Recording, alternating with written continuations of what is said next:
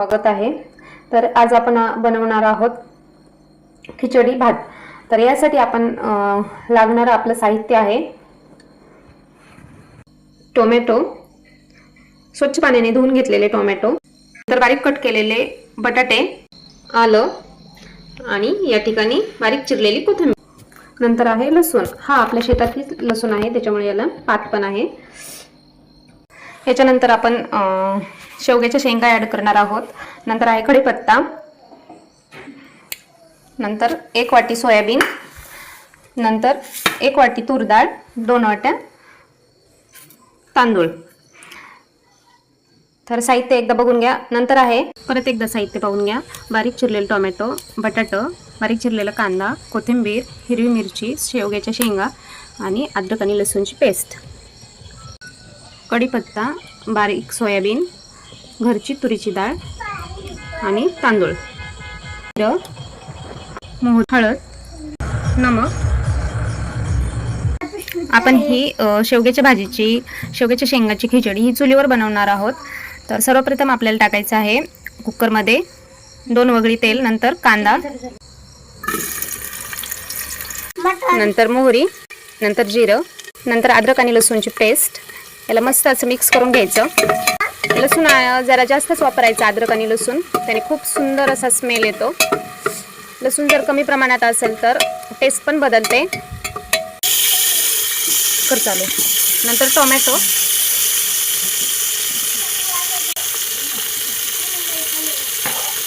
नंतर स्वच्छ पाण्याने धुतलेल्या शेवग्याच्या शेंगा। याला मस्त मिक्स करायचं आहे आणि याच्यामध्ये ॲड करायची आहे आपल्याला हळद, नंतर कढीपत्ता, नंतर चवीनुसार नमक। खूप सुंदर असं टेक्स्चर आलेलं आहे आणि स्मेल पण खूप सुंदर येत आहे। आता ॲड करायचं आहे आपल्याला स्वच्छ पाण्याने धुतलेले सोयाबीन, बटाटा आणि डाळ आणि तांदूळ मिक्स केलेले। हे अगोदर आपल्याला स्वच्छ पाण्याने धुवून घ्यायचं आहे। तर जाळपण अधूनमधून खूप कमी लागतोय। तर चुलीवर शिजलेले कोणताही पदार्थ असो हा खूप टेस्टी आणि खूप स्वादिष्ट लागतो। तर आपण सगळ्या गोष्टी याच्यामध्ये ॲड केलेल्या आहेत। याला चांगल्या प्रकारे याला व्यवस्थित हलवून घ्यायचं आहे पूर्ण मिक्स होईपर्यंत। हे बघू शकता याचे तांदूळ टाकून झालेले आहेत। तर याला तोपर्यंत फ्राय करायचं आहे जोपर्यंत याच्यातील जे तांदूळ धुतलेलं पाणी होतं ते पूर्ण आटत नाही, तोपर्यंत आपल्याला याला फ्राय करायचं आहे तेलामध्ये। मग कुठे आपला भात हा खिचडी एकदम सुटसुटीत आणि मोकळी होते। बघू शकता ही एकदम गावरान पद्धतीची रेसिपी आहे, चुलीवर केलेली। नक्की ट्राय करा। चुलीवरचा स्वाद आणि चुलीवरची रेसिपी ही खूप टेस्टी लागते, तर नक्की ट्राय करा। हे पहा खूप सुंदर स्मेल येत आहे। आता आपल्याला ॲड करायची आहे याच्यामध्ये कोथिंबीर।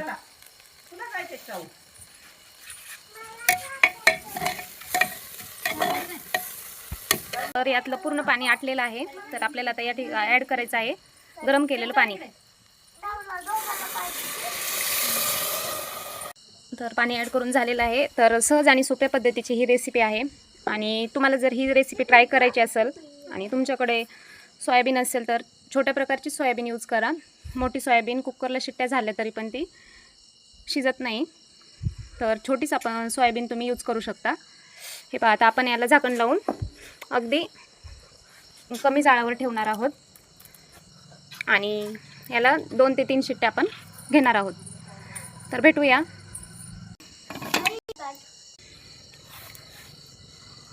चला तर आता शिट्टी होण्यास सुरुवात होत आहे। तर 1 शिट्टी झालेली आहे।